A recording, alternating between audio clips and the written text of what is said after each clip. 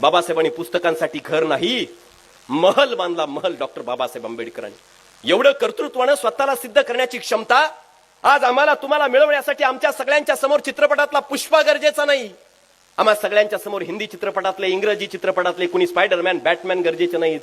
बाबासाहेब आंबेडकरांसारख्या आणि या सगळ्या महापुरुषांसारख्या प्रेरणा या देशातल्या आणि या मातीतल्या माणसांच्या समोर असताना तुमच्या माझ्यातल्या बहुजनांच्या तरुण पिढीला आणि तुम्हाला मला इतरत्र आमची प्रेरणा शोधण्याची गरज नाही, हे आम्हाला लक्षात घेणं गरजेचं. वेदनेतून हे सगळं निर्माण झालंय. बाबासाहेबांना वाट्याला वेदना आल्या आणि त्या वेदना या देशात अनेक बहुजनांच्या वाट्याला होत्या. त्या वेदना उद्याच्या पिढ्यांच्या वाट्याला येऊ नयेत यासाठी बाबासाहेबांनी संविधान लिहिलंय. यासाठी अतोनात कष्ट बाबासाहेबांनी सहन केलेत, वेदना आणि त्रास सहन केलाय. शाळेत जर आमचं लेकरू गेलं, आई पाण्याची बॉटल त्याच्या सोबत देते.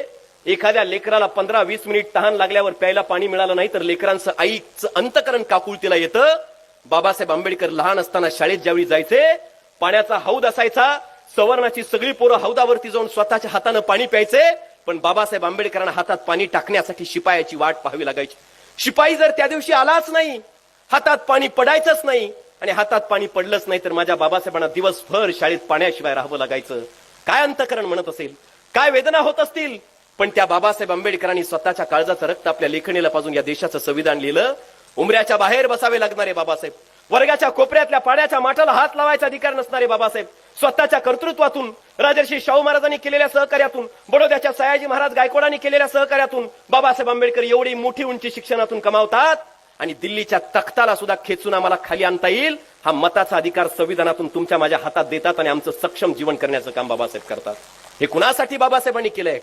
बाबासाहेब आंबेडकरांनी हे सगळं जे शिक्षण घेतलं, या सगळ्या वेदना सहन केल्या, स्वतःच्या संसाराला उन्नतीच्या दिशेने नेण्यासाठी नव्हत्या, लक्षात घ्या.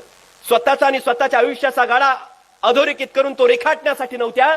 तुमच्या माझ्या भविष्यातल्या पिढ्या, आमच्या पिढ्या समृद्ध व्हाव्यात, आम्हाला स्वाभिमानानं जगता यावं यासाठी या सगळ्या महापुरुषांनी स्वतःच्या आयुष्याचं रणांगण करून घेतलं. हे आम्हाला लक्षात घेणं आजच्या काळात सगळ्यात जास्त गरजेचं, हे आम्हाला समजून घ्यावं लागेल. म्हणून वामनदादा कर्डक जे म्हणायचे, बाबासाहेब आंबेडकरांच्यामुळे आमच्या आयुष्यात काय परिवर्तन झालंय, या मातीतल्या प्रत्येक बहुजनांच्यासाठी, फक्त महार, मांग आणि चांबारापुरतं मर्यादित नाही, सगळ्या जातींसाठी. संविधानाचा उपयोग फक्त 1, 2, 3 जाती उपभोगतायत का? संविधानाचा फायदा, संविधानातला प्रत्येक न्याय, समता, बंधुता, धर्मनिरपेक्षता ही सगळी महत्वाची मूल्य, ही सगळी महत्वाच्या बाबी या मातीतल्या देशातल्या प्रत्येक माणसाच्या हितास्तव आहेत, हे लक्षात घेणं गरजेचं आहे. म्हणून वामनदादांनी सांगितलं, आमचं बहुजनांचं अस्तित्व काय होतं, काय आमची अवस्था होती. माझे बाबासाहेब आंबेडकर जन्माला आले, उद्धरली कोटी कुळे भीमा, तुझ्या जन्मामुळे आमच्या कुळांचा उद्धार झाला. वामनदादा म्हणतात, आमच्या पूर्वजांचं अस्तित्व कसं होतं आणि आज बाबासाहेबांमुळे आम्हाला किती स्वाभिमानाचं सुख आज प्राप्त होतंय. वामनदादा सांगतात, काय म्हणतात वामनदादा, कालही मुजरेच केले रे माझ्या मेलेल्या बापाने. वामनदादा कर्डक लिहितात, अरे कालही मुजरेच केले रे माझ्या मेलेल्या बापाने, पण लोक मला मुजरे करते आज बाप भीमाच्या प्रतापाने. होतो मातीत पडलेला, होतो मातीत दडलेला, माझं सोनंच केलं रे एका मोठ्या सराफाने. या मातीतल्या बहुजनांच्या आयुष्याचं सोनं करणारा खरा सराफ विश्वरत्न डॉक्टर बाबासाहेब आंबेडकरांच्या रूपानं या देशात जन्माला आला. म्हणून या मातीतल्या बहुजनांच्या आयुष्यात स्वाभिमानाचं सोनं आलं, हे आम्हाला प्रत्येकाला लक्षात घेणं आजच्या काळात सगळ्यात जास्त गरजेचं. हे सगळ्या जाती समूहांसाठी झालंय. एक गोष्ट विचार करण्यासारखी आहे, त्या सांगोला भागामधला एक बिरदेव डोणे नावाचा, तुम्ही पेपरात विद्यार्थ्यांनी अनेकांनी वाचलं असेल, ऐकलं असेल, टीव्ही चॅनल्स वरती पाहिलं असेल. बिरदेव डोणे नावाचा पोरगा मेंढपाळी करणाऱ्या धनगर समाजात, धनगर समूहात, धनगर कुटुंबात जन्माला आलाय. तो बिरदेव डोणे, त्याचं कुटुंब आणि त्याचा परिवार पिढ्यानपिढ्या मेंढपाळीचा व्यवसाय करतायत, पिढ्यानपिढ्या मेंढपाळीचा व्यवसाय करतायत. रानो माळ मेंढ्यांच्या मागे उन्हातानात भटकतायत, मेंढपाळीचा व्यवसाय करतायत. आणि त्या कुटुंबामध्ये, त्या गरीब कुटुंबामध्ये बिरदेव डोणे नावाच्या त्या पोराचा जन्म झाला. बाबासाहेबांनी लिहिलेल्या संविधानाच्या क्षमतेच्या बळावरती त्या पोराला UPSC सारखी परीक्षा देण्याचा अधिकार मिळाला. आणि तो बिरदेव डोणे नावाचा पोरगा त्या UPSC सारखी परीक्षा देऊन मेंढपाळी करणाऱ्या कुटुंबातला बिरदेव डोणे IAS अधिकारी झाला.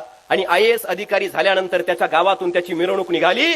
त्यावेळी कुणी त्याच्यावर फुलांचा वर्षाव करताय, कुणी त्याच्यावर गुलाल उधळताय, कुणी त्याच्यावर भंडारा उधळताय. आणि निघालेल्या त्या मिरवणुकीमध्ये त्या बिरदेव डोणेनं माझ्यावर हे कुणा देवी देवतांचे उपकार आहेत असं न म्हणता, कुणा देवी देवतांचे फोटो आपल्या डोक्यावरती न घेता, माझ्यावरती प्रज्ञा सूर्य विश्वरत्न डॉक्टर बाबासाहेब आंबेडकरांची ही खरी पुण्याई आहे असं म्हणत बाबासाहेबांचा फोटो आपल्या डोक्यावरती घेऊन अभिमानाने मिरवला. यावरून लक्षात घ्या, या देशातल्या प्रत्येक जाती समूहातल्या प्रत्येक माणसाच्या हितासाठी विश्वरत्न डॉक्टर बाबासाहेब आंबेडकरांनी लिहिलेल्या संविधानाचं सुख, संविधानाची फळं आणि संविधानाची चव आम्हाला चाखायला मिळते, हे लक्षात घ्या. हे शक्य होतं हे परिवर्तन आमच्या शक्य होऊ शकतं ते फक्त शिक्षण नावाच्या एका महत्वाच्या मौलिक गोष्टीच्या बळावरती आहे. हे सगळ्यात पहिल्यांदा उमगलं आणि कळालं कुणाला? महात्मा ज्योतिराव फुले नावाच्या माणसाच्या लक्षात आलं या देशातल्या बहुजनांच्या प्रगतीचं चाक जर कुठं रुतलं असेल तर ते अज्ञानाच्या दलदलीत रुतलंय. या मातीतल्या बहुजनांना प्रगतीच्या दिशेनं घेऊन जायचं असेल तर त्या चाकातली सगळी आरं फिरवणं गरजेचं नाही. त्यातलं शिक्षण नावाचं एक आरं जरी फिरवलं तरी बहुजनांच्या विकासाचं चाक गतिमान झाल्याशिवाय राहणार नाही. महात्मा ज्योतिराव फुले नावाच्या माणसानं तुमच्या माझ्यासाठी मोलाचा सल्ला दिलाय. मी तर असं म्हणेल घराच्या भिंतीवरती कुणा देवी देवतांचे फोटो लावण्यापेक्षा सुद्धा इथल्या प्रत्येक जाती समूहातल्या जमलेल्या माणसानं महात्मा ज्योतिराव फुलेंचं ते वाक्य आजही आमच्या घराच्या भिंतीवरती लिहून कोरून ठेवलं पाहिजे. ते काय वाक्य आहे? ज्योतिरावांनी सांगितलं, विद्येविना मती गेली, मतीविना नीती गेली, नीतीविना गती गेली, गतीविना वित्त गेले आणि वित्ताविना शूद्र खचले. एवढे सगळे अनर्थ एका विद्येने केले. शिक्षण घेतलं नाही तर एका समाजाचा एका कुळाचा हा विनाश होतोय. हे ऐकलं रामजी बाबांनी. रामजी बाबांच्या लक्षात आलं माझ्या कुळाचा उद्धार जर करायचा असेल तर माझ्या कुळातल्या किमान एका तरी मुलाला उच्च शिक्षण आणि चांगलं शिक्षण द्यावं लागेल. एकाच लेकराला शिकवता येईल एवढी क्षमता होती. बाबासाहेबांना शाळेत घातलं, बाबासाहेब शिकले म्हणून एवढे मोठे झाले.